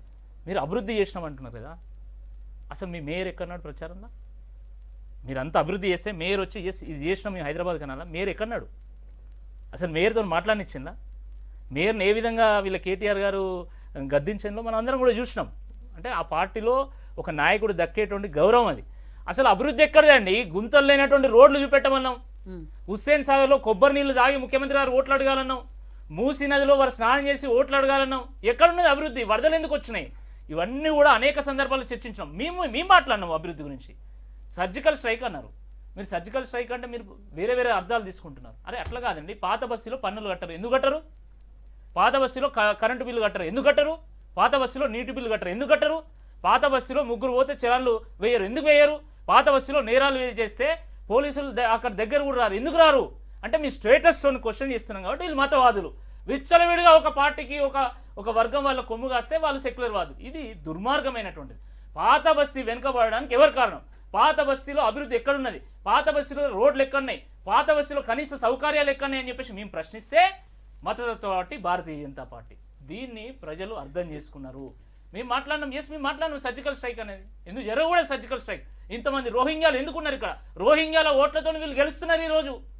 మీరు బంగ్లాదేశీ ఓట్లతో మీరు గెలుస్తున్నారు ఈరోజు. దాన్ని మేము క్వశ్చన్ చేస్తే మతతత్వ పార్టీ ప్రజలు కానీ రోహింగ్యాలు ఇక్కడ ఉన్నా వాళ్ళకి ఓటు హక్కు ఉన్న ఆధార్ కార్డు ఉన్న అదంతా కేంద్రం పరిధిలో కదా రాకేష్ రెడ్డి గారు. దాన్ని ఐడెంటిఫై వాళ్ళకి చేయాల్సిందే. వాళ్ళు చొరబాటు వాళ్ళు అక్రమ చొరబాటుదారులండి. వాళ్ళు వచ్చి ఇక్కడ స్థావరాలు ఏర్పాటు చేసుకున్నారు. స్థావరాలు ఏర్పాటు చేసింది ఎవరు? ఉప ముఖ్యమంత్రి 100కు పైగా రోహింగ్యా వాళ్ళకి శరణార్థులకు సెంటర్లు ఏర్పాటు చేస్తే మళ్ళీ మాకు సంబంధం లేదని మాట్లాడితే ఎట్లా అండి? వాళ్ళ ఓట్లతో గెలుస్తూ ఈరోజు మీ సర్జికల్ స్ట్రైక్ అనగానే పెద్ద గొడవ చేస్తాను. భాగ్యలక్ష్మి టెంపుల్ ఎందుకు? భాగ్యలక్ష్మి టెంపుల్ ఎందుకు పోకూడదు? దాన్ని భాగ్యలక్ష్మి టెంపుల్ అని అంటే మీకు ఇబ్బంది ఏంది? మీ చార్మినార్ అని ఎందుకు అనాలి? భాగ్యలక్ష్మి టెంపుల్ అనకూడదా? కాబట్టి వీటిని మేము స్టేటస్ కోని క్వశ్చన్ చేస్తున్నాం కాబట్టి మమ్మల్ని ప్రశ్నిస్తూ ఉన్నారు. బట్ ఒకటి, వార్మప్ మ్యాచ్లోనే టీఆర్ఎస్ పార్టీ ఇంత ఇబ్బంది పడుతున్నదంటే అసలు మ్యాచ్ 2023లో జరగనున్నది. ఆ మ్యాచ్లో వాళ్ళు క్లీన్ బోల్డ్ కాక తప్పదు. ఇది మాత్రం ఖాయం. రైట్ మాట్లాడదామండి దాని గురించి. గుడ్ గవర్నెన్స్ నుంచి పద్మనాభ రెడ్డి గారు ఉన్నారు. పద్మనాభ రెడ్డి గారు, మనం ముందు నుంచి కూడా ఎలక్షన్స్ నోటిఫికేషన్ నుంచి కూడా మాట్లాడుకుంటూ ఉన్నాం. చాలా చకచక ఎలక్షన్స్ జరిగిపోవడం, ఈవెన్ ఇప్పుడు కూడా కౌంటింగ్ రోజు కూడా అనేక రకాల ఇష్యూస్ మనకి కనిపిస్తున్నాయి. అంటే పోలైన ఓట్లకి తర్వాత బ్యాలెట్ బాక్స్లో ఉన్న ఓట్లకి ఆ లెక్క పొంతన కుదరకపోవడం, ఇవన్నీ కూడా మొత్తం ఈ ఎలక్షన్ ప్రహసనాన్ని ఎట్లా మీరు అనలైజ్ చేస్తారు? ఈ ఎలక్షన్స్ ఏదైతే జరిగినాయో కొంచెం తొందరపాటుగా జరిగినాయి. సాధారణంగా ఒక 1 month టైం ఉండుంటే పీపుల్ కూడా ఎలక్షన్ మూడ్లోకి వచ్చేవాళ్ళు. ఎలక్షన్ సిబ్బందికి కూడా చక్కగా ట్రైనింగ్ ఇచ్చేవాళ్ళు. ఇప్పుడు ఏమైంది, లాస్ట్ ఒక 1 year లోపలనే మనకు చాలా ఎలక్షన్ జరిగినాయి. అది ఎమ్మెల్యే కావచ్చు, ఎంపీలది కావచ్చు, జిల్లా పరిషత్లు, ఇవన్నీ ఎలక్షన్స్ జరిగినాయి. ఎంతో అనుభవం ఉంది. కానీ ఈ ఎలక్షన్లో ఓన్లీ కొత్త వాళ్ళని తీసుకోవడం వల్ల కొద్దిగా ప్రాబ్లం వచ్చింది. వాళ్ళకు సరి అయిన ట్రైనింగ్ ఇవ్వడానికి టైం దొరకదు. ఇది ఇట్లా ఉంటే కొంచెం నిర్లక్ష్యం కూడా కానొచ్చింది. ఇప్పుడు ఓల్డ్ మాలక్పేట్లో బ్యాలెట్ పేపర్స్ ఇది కావడం కానీ, నిన్న రాత్రి ఏదైతే సర్క్యులర్ ఇష్యూ చేసిండ్రో అది కోర్టు వరకు పోయి కోర్టు స్టే ఇవ్వడం కానీ, ఇవన్నీ చూస్తూ ఉంటే కొంచెము సరి అయిన పద్ధతిలో ఎన్నికలు జరగలేదన్నది మాత్రం నాకు అనిపిస్తుంది. అలా ఏం లేదు. మొత్తం ఏ డెసిషన్ తీసుకున్నా ఎలక్షన్ కమిషన్ డెసిషన్ అది, దానికి అధికార పార్టీతో సంబంధం లేదు, ఏ పార్టీలకి సంబంధం ఉండదని చెప్పి కూడా అన్నారు. సో ఇది ఎలక్షన్ కమిషన్ ఫెయిలియర్ అనుకోవచ్చా పద్మనాభ రెడ్డి గారు? ఇక్కడ ఒక లింక్ ఉంది. ఏంటంటే కాన్స్టిట్యూషన్ ఆఫ్ ఇండియా ప్రకారంగా ఎలక్షన్ కమిషన్ ఆఫ్ ఇండియాకు ఓటర్ లిస్ట్ తయారు చేయడము, ఎప్పుడు ఎన్నికలు పెట్టుకోవాలన్నది వాళ్ళ పరిధిలోకి వస్తుంది. అంటే ఇండిపెండెంట్ గా వాళ్ళు చేయొచ్చు. అలాగే అధికారాలు స్టేట్ ఎలక్షన్ కమిషన్ కూడా ఉన్నాయి. కానీ ఈ మధ్యలో రాష్ట్ర ప్రభుత్వము ఆ స్టేట్ ఎలక్షన్ కమిషన్ యొక్క ఇండిపెండెన్స్ తీసేసింది. కొత్త మున్సిపల్ చట్టం లోపల తీసి ప్రభుత్వము నిర్ణయిస్తుంది ఎప్పుడు డేట్ పెట్టాలని. దాంతో రకరకాలైన అనుమానాలు వస్తూ ఉన్నాయి. అంటే ఎలక్షన్ కమిషన్ ఇండిపెండెంట్ గా లేదు, ప్రభుత్వమే డేట్ ఫిక్స్ చేసింది, తొందరగా అంటే 10 దినాలనే ఎన్నికల ప్రక్రియ పూర్తయిందని. ఇంకోటి ఏంటంటే చట్ట ప్రకారంగా ఈ యొక్క present body life 10th February వరకు ఉంది. అటువంటప్పుడు 70 దినాల మొదలు చేయాల్సిన అవసరం లేకుండే కొంచెం టైం ఇచ్చుంటే సరిగ్గా ట్రైనింగ్ జరిగేది. తర్వాత బూత్ వైజ్ ఓటర్ లిస్ట్ కూడా కొద్దిగా ఇబ్బంది అయింది. లాస్ట్ మినిట్ లో నంబర్ ఆఫ్ పోలింగ్ బూత్స్ ఎక్కువ చేయడం, ఇక్కడ నుంచి అక్కడికి అడ్జస్ట్ చేయడంలో చాలా మట్టుకు కన్ఫ్యూజన్ వచ్చింది. ఇంకోటి 4 దినాలు హాలిడేస్ ఉన్నాయని తెలిసి 5వ దినము పెట్టే బదులు ఒక 2 దినాలు గ్యాప్ ఇచ్చి ఉంటే బాగుండేది. అలా చేయకుండా ఇమీడియట్లీ ఆఫ్టర్ హాలిడేస్ పెట్టడం వల్ల కూడా కొద్దిగా ఇబ్బంది జరిగింది. పోలింగ్ స్లిప్స్ కూడా అందరికి అందలే. వీళ్ళు చెప్పినారు మేము అందరికి ఇచ్చినామని చెప్పినా కానీ వాళ్ళ రికార్డ్ ప్రకారంగా 75 నుంచి 80% మందికి ఇచ్చినామని వాళ్ళు చెప్తా ఉంటే ఫీల్డ్ లో గ్రౌండ్ రియాలిటీ సగం మందికి కూడా పోల్ చిట్స్ అందలేదు. పోల్ చిట్స్ అంది ఉంటే జనరల్ ఏమవుతుందంటే నాకు పోల్ చిట్ వచ్చింది, నేను పోయి ఓటేయాలా అన్న ఉత్సాహం ఉంటుంది. దాంతో కూడా లో పర్సెంటేజ్ అయిందని నేను అనుకుంటాను. కాకపోతే దీంట్లో ప్రభుత్వ ప్రమేయం ఉందా అంటే అది చెప్పలేము. బట్ ఎలక్షన్ కమిషన్ మాత్రము ఇంకా కొంచెం టైం తీసుకొని ఆ సిబ్బందికి సరి అయిన ట్రైనింగ్ ఇచ్చి చేసి ఉంటే ఇప్పుడు ఈ మధ్యరాత్రి సర్క్యులర్స్ ఇవ్వడము చేయకపోయేది. నేను సర్వీస్ లో ఉన్నప్పుడు 3 ఎలక్షన్స్ లో రిటర్నింగ్ ఆఫీసర్ గా పనిచేసినాం. అక్కడ election commission of India instructions ఏంటంటే ఎక్సెప్ట్ ఏదైతే ఆ స్వాస్తిక్ గుర్తు ఏదైతుందో అది తప్ప ఏ గుర్తు చెల్లదు. అక్కడ ట్రిక్ పెట్టడం కానీ థంబ్ ఇంప్రెషన్ కానీ ఇవన్నీ చెల్లయి. ఎప్పుడో చెప్పింది ఇదంతా. మరి ఎందుకో ఎలక్షన్ కమిషన్ నిన్న మిడ్ నైట్ లోపల ఆ ట్రిక్ పెట్టినా కానీ తీసుకోవాలని ఏదైతే ఇచ్చిందో మళ్ళీ దాన్ని హైకోర్టు దాకా పోవడం ఇదంతా బాగా అనిపించడం లేదు. రైట్ పద్మనాభ రెడ్డి గారు.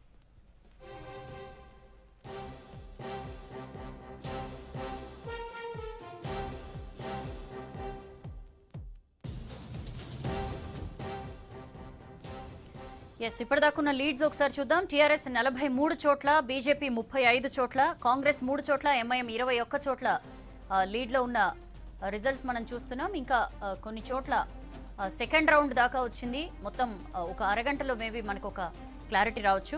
ఎస్ క్రాంతి గారు, ఈసారి ఎలక్షన్ ప్రక్రియ మొత్తం కూడా ఒక రకంగా అపహాస్యం పాలైంది. 100% అండి. ఆల్మోస్ట్ అందరూ అంటే న్యూట్రల్ గా ఉండే వాళ్ళు, విశ్లేషకులు అందరూ కూడా they are of the same opinion. అదండి, ఇప్పుడు ఒక జాతీయ పార్టీ చేయడం వల్ల వాళ్ళు చేసే యాటిట్యూడ్ వల్ల నిజంగా 100% అది అపాస్యం పాలైంది. ఒక సిస్టమేటిక్గా అంటే మనము ప్రజలకు ఏం చేస్తాము, ఏం చేయలేరు, నువ్వు చేయాల్సింది మనమేం చేస్తాము, ఎదుటోడు ఏం చేయలేడు అనే దానికి నువ్వు పరిమితం కాకుండా ఇది చాలా ఎక్స్టెండ్ పోయింది. చివరికి ఏడు దాకా పోయింది, రోహింగ్యాలని ఓట్ల కోసమే ఈ రాష్ట్రంలో పెట్టుకున్నారనే ఒక దాకా పోయింది. వాళ్ళు ఎవరు కంట్రోల్లో ఉంటారండి? వాళ్ళు ఇక్కడ ఎందుకు వచ్చినారు? వాళ్ళు ఎవరు? వాళ్ళ మీద రాజమాయిషి ఎవరిది ఉంటుంది? వాళ్ళు వచ్చినా లేదా చెక్ చేసుకోవాల్సిన బాధ్యత ఎవరిది? సెంట్రల్ గవర్నమెంట్ మీది. వాళ్ళు బంగ్లాదేశ్ దాటి ఇక్కడ హైదరాబాద్ వచ్చినా మరి మీరేం చేసినారు? చెప్తారు కదా ఇప్పుడు డిప్యూటీ సీఎం అంటారు. నేను అదే చెప్తున్నా, మీ ప్రభుత్వం మీది కదా, మీరు దమ్ముంటే కేసు పెట్టండి, ఇంటర్వ్యూ చేయండి ఎవరేందనేది, వాళ్ళని అరెస్ట్ చేయండి, ఎవరెవరున్నా పంపించండి. మీకు ఎలక్షన్ టైంలో గుర్తొచ్చిందా? అదే తెలంగాణ ఉద్యమంలో ఉన్న తెలంగాణ బిడ్డ వరవరరావుని ఎలాంటి కేసు లేకుండా మావోయిస్టుల పేరు చెప్పి అరెస్ట్ చేసిన వరవరరావుని మరి మీరు రోహింగ్యాలని ఎందుకు మీరు బయట పెట్టలేకపోయారు? ఇదంతా ఏంటంటే పొలిటికల్ స్టంటు, ఓట్ల కోసం. అంటే పాత బస్తీ అంటేనే ఒక రకమైన ఓట్లు వస్తాయి కనుక వీళ్ళు దాన్ని దండుకోవడం తప్పించి ఇలా నిజాయితీ లేదు. నిజంగా సిన్సియర్ చేయమని చెప్పండి. దేశం మొత్తం ఇంటెలిజెన్స్ మొత్తం వ్యవస్థ మీ దేశంలో ఉంటుంది కదా, ఎవరేం చేస్తారు, ఎవరేం మాట్లాడతారు, ఎవరెవరు పోతారు అనేది అన్ని ఫోన్ ట్యాపింగ్ మీరే చేసుకుంటారు, అందరితో మీరు ఉంటుంది, మీరు చేయండి. అది చేయకుండా ఈ టైంలో వచ్చి వీళ్ళకు రాష్ట్ర ప్రభుత్వం అండ ఉన్నది, మా ప్రభుత్వానికి అండ ఉంటుందా? వీళ్ళు ఎందుకున్నారు? వీళ్ళ పౌరసత్వం ఇవ్వాల్సింది భారతదేశం కదా, గవర్నమెంట్ ఆఫ్ ఇండియా కదా, అది వాళ్ళు చూసుకోవాలి. అదేం చేయకుండా అసలు వీళ్ళకి ఏంటంటే అదే చెప్తున్నాను, ఇట్లా బీజేపీలో ఉండి మాట్లాడే వాళ్ళకు సిస్టమ్ తెలియదు. బండి సంజయ్ చేస్తాడు, నేను చలాన్ క్యాన్సిల్ చేస్తా అంటాడు, ఇంకో ఆయన ఇన్సూరెన్స్ క్యాన్సిల్ చేస్తాడు, బండి పోతే బండి ఇస్తా అంటాడు, కారు పోతే కారు ఇస్తా అంటాడు, ఇంకేం పోతే ఇంకేమి ఇస్తాడో తెలియదు. అంటే వీళ్ళు మాట్లాడే తరీక మీరు అన్నట్టు అపహాస్యం పాలు చేశారు. కానీ ఈ పార్టీ ఆ పార్టీ అని పార్టీలు చెప్పిన మాటలు ప్రజలు నమ్మలేదు అని అనిపించట్లా? ఎందుకంటే నిజంగా నమ్మితే మీరన్న వాటర్ బిల్ మాఫీ కానీ లేకపోతే వాళ్ళు చెప్పినవి కానీ ఏదైనా నమ్ముంటే తండోపతండాలుగా వచ్చి ఓట్లు వేయాలి కదా. లాస్ట్ టైం ఉన్న దానికంటే కూడా ఎక్కువ పోలైంది. ఇప్పుడు మీరు చూడండి, లాస్ట్ టైం ఉన్న దానికంటే కూడా ఎక్కువ పోలైంది, పర్సెంట్ అయింది. ఏదైతే మనకు మీడియాకు వచ్చేసరికి లేట్ అయిందేమో, మనం వాళ్ళంతా అడావుడు చేసినాము. కానీ లాస్ట్ టైం 45% అయితే ఈసారి 46 చిల్లర. దాని మీద కూడా బోల్డ్ అని విమర్శలు ఉన్నాయి. లాస్ట్ 1 అవర్ లోనే 12 to 14% రైజ్ రావడం. అవునండి, మీడియాలో ఓటింగ్ జరుగుతలేదు అన్నప్పుడు ప్రజలు అలర్ట్ అయ్యి వచ్చి ఉంటారు. దానికి ఎవరేం చేసి ఉంటారు? మరి మీ ఏజెంట్ ఉన్నారు, మా ఏజెంట్ ఉన్నారు కదా. ప్రతిదీ అంటే నువ్వు మంచి జరిగినా చెడు అంటారు, చెడు జరిగినా దాని అంటారు. నువ్వు విషయాన్ని ఉన్నదాన్ని ఉన్నదట్లుగా అర్థం చేసుకోలేని పరిస్థితి ఉన్నప్పుడు ఇట్లాంటి పరిస్థితి వస్తుంది. నువ్వు మంచి అను, చెడుని చెడాను, అంతే తప్పించి అన్నిటిని ఒకే కాటనం కట్టేసి. నేను ప్రతి చెప్తున్నాను కదా, మా వరవరావుని అరెస్ట్ చేశారు కదా, మీకున్న ఇంటెలిజెన్స్ ఇన్ఫర్మేషన్తో మీకు దమ్ముంటే రోహింగ్యాలను ఎందుకు పంపించలేరు? మీరు ఎందుకు ఐడెంటిఫై చేయలేకపోయారు? ఎలక్షన్ టైంలో మీకు గుర్తొచ్చిందా? కేంద్ర హోంశాఖ సహాయ మంత్రి కిషన్ రెడ్డి సికింద్రాబాద్ పార్లమెంట్ సభ్యుడు, మరి ఎందుకు ఆయన ఐడెంటిఫై చేయలేకపోయిన దాన్ని ఇప్పుడు గుర్తొచ్చిందా రోహింగ్యాలు? ఇవన్నీ కూడా ఏంటంటే ఎలక్షన్స్ అంటూ ప్రజల్ని మభ్యపెట్టడానికి చేసుకునే తప్పించి నిజంగా మీకు డెవలప్మెంట్ చేస్తాము, ఈజీ చేస్తామని చెప్పి వాళ్ళు వచ్చిన ఎజెండా కాదు.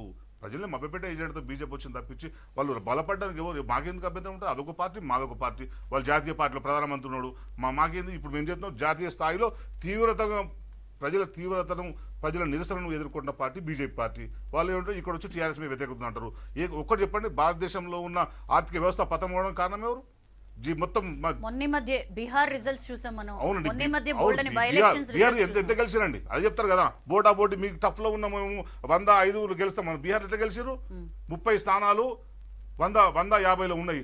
అదేం గెలిపండి అట్లా బ్రహ్మాండంగా పనిచేసాం అనుకుంటే వాళ్ళు అద్భుతమైన మెజార్టీ రావాలి, వేల మెజార్టీ రావాలి. అట్లా లేదు కదా. ఇప్పుడు నువ్వు అది కూడా ఒక డిఫరెంట్ చూసుకోవాలి కదా, మీకు ప్రజాదరణ తగ్గుతున్న చూసుకోవాలి కదా. రైట్ అండి. అప్పటికప్పుడు అప్డేట్స్ మా కరెస్పాండెంట్స్ కౌంటింగ్ సెంటర్స్ నుంచి మనకు అందిస్తున్నారు. రాకేష్ రెడ్డి మనతో ఉన్నారు, బీజేపీ అధికార ప్రతినిధి. ఎస్ రాకేష్ రెడ్డి గారు, క్రాంతి గారు చెప్పిన కామెంట్స్ కి సంబంధించి ఇప్పుడు ఒకటండి, రోహింగ్యాల గురించి మీరు గతంలో ఎప్పుడు మాట్లాడలేదా? కేవలం ఓట్ల కోసమే మాట్లాడిన అంటున్నారు. రోహింగ్యాల గురించి మాట్లాడేది కేవలం భారతీయ జనతా పార్టీ మాత్రమే. ఎన్ఆర్సీ తీసుకొస్తా అన్నది ఎవరు? సిఏఏ తీసుకొస్తా అన్నది, దాన్ని అపోజ్ చేస్తా అన్నది ఎవరు? దాన్ని ఫర్మ్గా అపోజ్ చేసినటువంటి పార్టీ టీఆర్ఎస్ పార్టీ. మీరు కిషన్ రెడ్డి గారు ఇక్కడే ఉన్నారు, ఎందుకు చర్యలు తీసుకుంటలేరంటే దమ్ముంటే ఒక లెటర్ రాసి ఇవ్వాలి. వీళ్ళు ఉన్నారు రోహింగ్యాలు అని చెప్పేసి మీరు ఐడెంటిఫై చేసి ఒక్క లెటర్ ఇవ్వండి, నెక్స్ట్ డే మా సంగతి ఎందుకు చూపెడతాం అక్కడ. కాబట్టి ఈరోజు ఓట్ల కోసం పాకులు ఆడుతున్నటువంటి పార్టీ టీఆర్ఎస్ పార్టీ. ఎంఐఎంతో కుమ్మక్కై మీరు ఎన్నికల్లో పోటీ చేసి మళ్ళీ మమ్మల్ని మతతత్వవాదులు అంటే ఎవరు కూడా నమ్మరు. ఇక అభివృద్ధి విషయము ఇంకా వాళ్ళు అట్లా మాట్లాడింది ఇట్లా మాట్లాడిందంటే అసలు మీరు మాట్లాడింది ఏంది? మీరు డబుల్ బెడ్రూమ్లు అన్నారు, అది తీర్చిందా?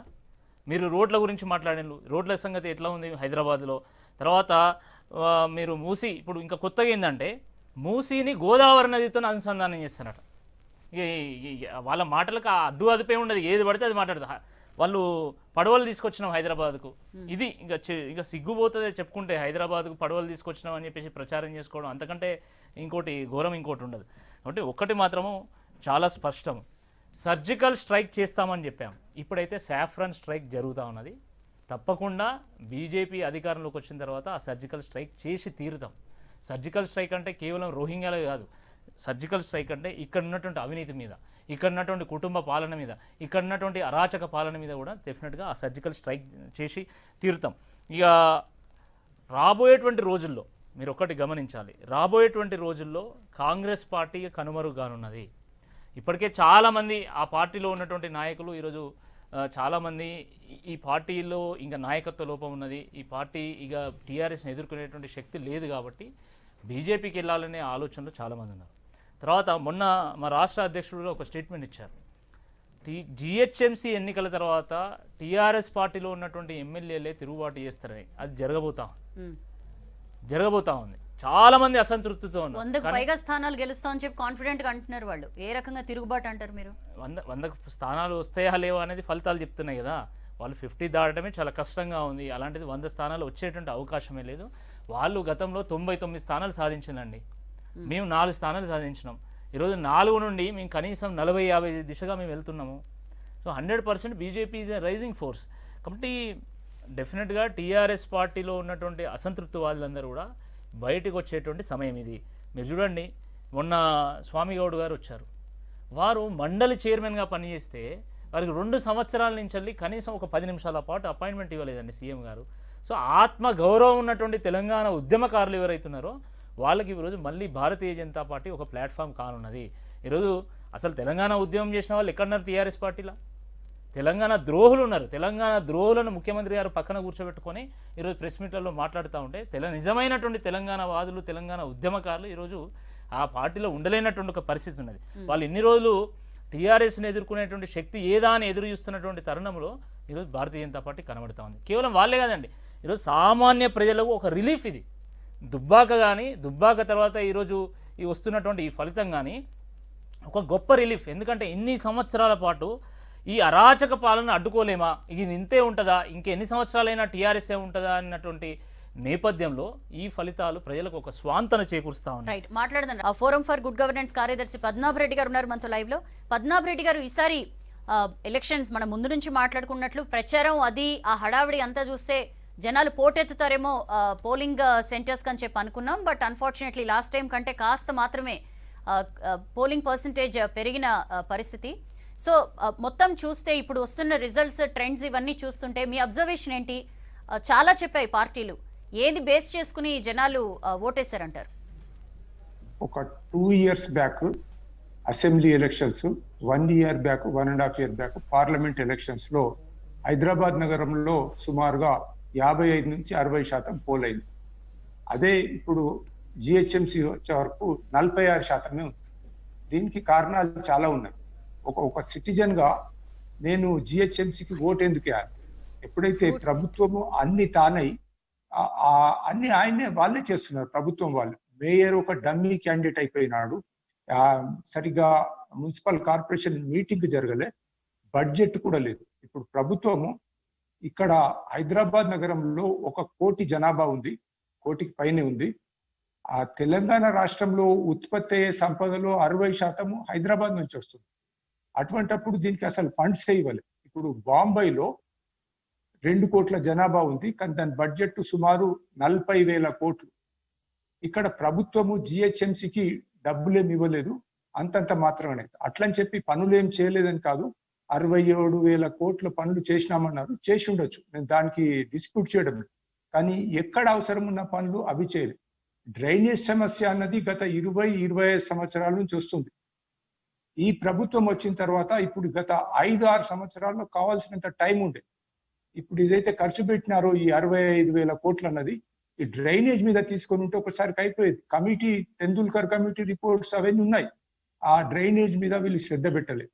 అట్లాగే డ్రింకింగ్ వాటర్ ఇప్పటికి కూడా చాలా ప్లేసెస్ లోపల ఆ ఓల్డ్ నైజాం పీరియడ్ లో వేసిన పైప్సే ఉన్నాయి.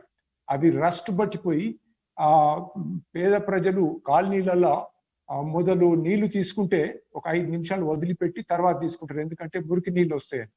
ఈ సమస్యలన్నిటిని పక్కన పెట్టి flyovers, grade separators, under passes ఇలా చేసిన అవి చేయొద్దని నేను అంటాం లేదు. కానీ ప్రియారిటీ ఏదైతుందో, ప్రియారిటీ ఈస్ సుమారు 2,000 స్లమ్స్లలో ఉన్నటువంటి పేద ప్రజలకు కావాల్సిన మినిమం నీడ్స్ జిహెచ్ఎంసీ పట్టించుకోలేదు. అంటే అది మరి ప్రభుత్వం నుంచి డబ్బులు రాలేదా, మరి ఏమైందో తెలియదు. మేయర్ అంటే ఇక్కడ ప్రథమ పౌరుడు. ఎవరైనా బయట నుంచి వస్తే ఆయన చక్కగా తన యూనిఫామ్ డ్రెస్ వేసుకొని కూర్చుంటాడు, ఆ సిటీకి మొదటి వ్యక్తి అన్నమాట. అటువంటి వారిని పక్కకు పెట్టేసినారు. ప్రభుత్వమే అంత తానై పనిచేసింది. దాంతో ప్రజలకు ఇంట్రెస్ట్ పోయింది. ఈ జిహెచ్ఎంసీ అన్నది ఒక జస్ట్ పనికిరాని సంస్థ, ఏదైనా ప్రభుత్వమే చేస్తుంది కాబట్టి మనం అసెంబ్లీ అప్పుడు చూసుకుందాం అన్నట్టుగా. ఒక గట్టి జిహెచ్ఎంసీ, గట్టి మేయరు, మంచి కార్పొరేటర్స్ ఉంటుంటే పరిస్థితి వాళ్ళు ఇలా అయ్యేది కాదు. ఇప్పుడు మొన్నటి 150 మంది కార్పొరేటర్ల మంచి వాళ్ళు ఉండొచ్చు, కానీ డబ్బులు లేవు. వాళ్ళు ఏం చేస్తారు? ఎటువంటి పనులు కూడా చేయలేకపోయినారు. ఒక 5 ఏళ్ళు జస్ట్ వేస్ట్ అయిపోయింది అన్నమాట ఇక్కడ. ఇప్పుడు చెప్తున్నారు అన్ని పార్టీలు, నేను పార్టీల గురించి పోవడం లేదు, కానీ హైదరాబాద్ నగరానికి మాత్రము అన్యాయం జరిగింది. ఇక్కడ పనులు, అవసరం ఉన్న పనులను పక్కన పెట్టి అవసరం లేని పనులు, అంటే మన తెలంగాణలో ఒక సామెత ఉంది, పుండు ఒక దగ్గర ఉంది, మందు ఒక దగ్గర పెట్టినారు. ఆ మాదిరిగా స్క్యూడ్ ప్రియారిటీస్ తో చేయడం వల్ల హైదరాబాద్ నగరానికి చాలా సఫర్ అయింది. ఇప్పటికైనా కానీ మరి ఈ మున్సిపాలిటీ జిహెచ్ఎంసీకి ఎంతైతే విలువ ఇవ్వాలో అంత ఇచ్చి గవర్నమెంట్ ఇంటర్ఫియరెన్స్ తగ్గాలి. ఏ ఇనాగ్రేషన్ అయినా, ఖాళీ బస్తీ దవాఖానా ఇనాగ్రేషన్ అయినా కానీ మంత్రి గారు వస్తున్నారు, కానీ మేయర్ గారు రావడం లేదు. అంటే నేను క్రిటిసైజ్ చేయడం లేదు, మంత్రి గారికి ఉత్సాహం ఉండొచ్చు, ఏదో పని చేయాలని ఉండొచ్చు, బట్ మేయర్ కూడా ఈక్వల్ ఇంపార్టెంట్, అక్కడున్న కార్పొరేటర్ కూడా ఈక్వల్ ఇంపార్టెంట్. దాన్ని మర్చిపోవడం వల్ల జిహెచ్ఎంసీ అంటే గవర్నమెంట్, గవర్నమెంట్ అంటే టిఆర్ఎస్ పార్టీ, ఈ మాదిరిగా జరగడంతో జిహెచ్ఎంసీ మీద చాలా మందికి ఇంట్రెస్ట్ పోయింది. ఇంకొకటి, భారత రాజ్యాంగం ప్రకారంగా ప్రతి పౌరుడు 18 సంవత్సరాలు దాటితే ఓటు హక్కు ఉంటుంది. అది లెక్క ఎప్పుడు చేస్తారంటే 1 జనవరికి లెక్క చేస్తారు. ఇప్పుడు ఈ 1 జనవరికి హైదరాబాద్ నగరంలో ఇంకా 2 నుంచి 3 లక్షల మంది కొత్తగా ఓటర్లు అయ్యేవాళ్ళు. ఈ జిహెచ్ఎంసీ యొక్క లైఫ్ 10th ఫిబ్రవరి వరకు ఉంది. మరి ముందుకు తెచ్చి 71 దినాలు ముందుకు తీసుకొచ్చడం రావడం వల్ల ఈ యొక్క ఏదైతే 2 నుంచి 3 లక్షల కొత్త ఓటర్లకు ఓటు వేసే ఛాన్స్ పోయింది. అంటే మళ్ళా నెక్స్ట్ 5 ఏళ్ల వరకు వాళ్ళు మున్సిపాలిటీలో ఓటు వేయలేరు. సాధారణంగా ఏమవుతుందంటే మొదటిసారి 100% ఓటేస్తారు, ఎందుకంటే నాకు ఓటు హక్కు వచ్చింది అన్నది ఒక ఉత్సాహం ఉంటుంది, పోయి ఓటేస్తారు. ఈ యొక్క 2-3 లక్షల మందికి ఓటు డినై చేసినట్టయింది. అనవసరంగా ఈ యొక్క ఎలక్షన్స్ ఒక 71 దినాలు ముందుకు తీసుకురావడం వలన అన్నెసరీగా ప్రాబ్లమ్స్ క్రియేట్ అయినాయి. రెడ్డి గారు.